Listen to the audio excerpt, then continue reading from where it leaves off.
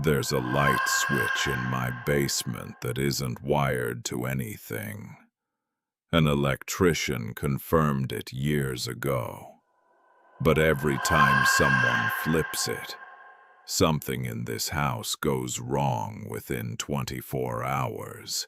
Her name was Wedad, and she'd inherited her grandfather's old house on the edge of town after he passed. A solid, well-built home from the 1970s that she moved into with her husband, Reda, mostly out of practicality rather than sentiment. The basement had always been slightly unusual, cold in a way that didn't match the rest of the house, and darker than the size of the room seemed to justify, even with the lights on.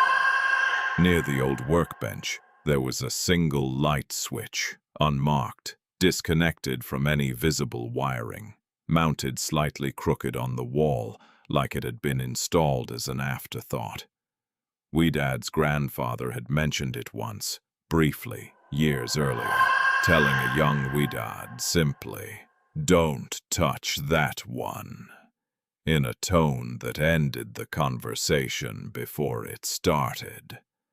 She'd never asked why. Children rarely question the strange rules adults hand down without explanation. Reda found the switch first, during a weekend spent organizing the basement. He flipped it, curious, expecting nothing, since an electrician they'd hired to inspect the house's wiring had confirmed months earlier that the switch wasn't connected to any circuit at all. A dead switch, cosmetic at most. Nothing happened.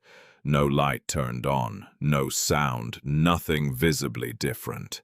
Reda mentioned it to Wedad in passing that evening, half joking about the pointless switch his father-in-law had apparently left behind.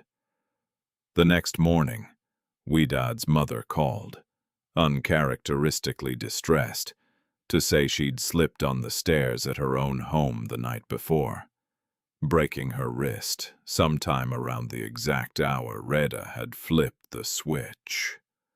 Wedad told herself it was coincidence. Her mother was in her 60s. Stairs were dangerous. These things happened. Weeks later, Wedad forgot about the switch entirely, until a visiting nephew, exploring the basement out of childhood curiosity, flipped it again without telling anyone.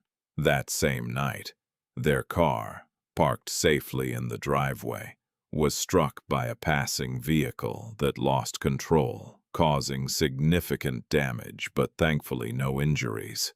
The timing, when Wedad later worked it out, lined up almost exactly with when her nephew admitted, sheepishly, that he'd touched the weird switch downstairs. Wedad began, carefully, testing the pattern herself, a small notebook hidden in a kitchen drawer where she started recording dates. She flipped the switch once, deliberately, on an otherwise unremarkable Tuesday, and noted the exact time.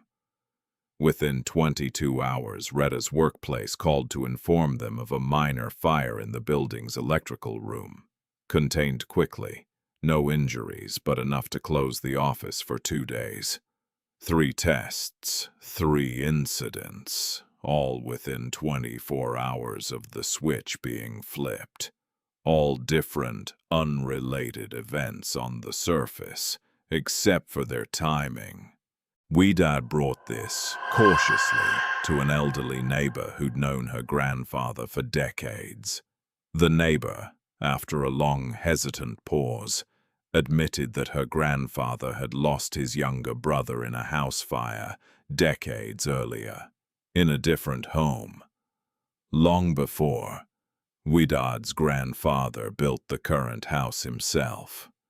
According to the neighbor, her grandfather had always been oddly specific about certain details of the new house's construction, insisting on that particular unconnected switch being installed in the basement by the original electrician, despite the electrician's confusion over its purpose.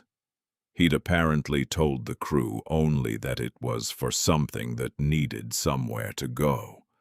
No one, including the neighbor, could say exactly what he'd meant, but the neighbor did recall, distantly, that in all the decades she'd known him, Widad's grandfather had never once let anyone touch that switch, reacting with unusual sharpness on the rare occasion a visiting child got too close to it. Widad, now genuinely unsettled, decided on one final test, deliberately choosing a day when nothing important was scheduled for anyone close to her.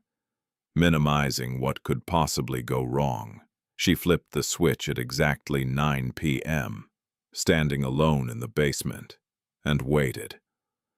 Nothing happened immediately. No sound, no change in the room's temperature, nothing visibly different from any previous test. At 9:47 the next morning, Widad received a call from Reda's mother. Reda, driving to work as he did every single day without incident, had been involved in a serious accident less than a mile from their house.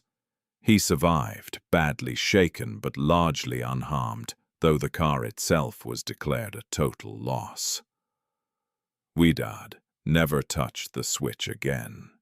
She had it professionally removed and the wall properly sealed within the week, paying extra for the electrician to confirm, definitively, that nothing behind that wall had ever been connected to anything at all.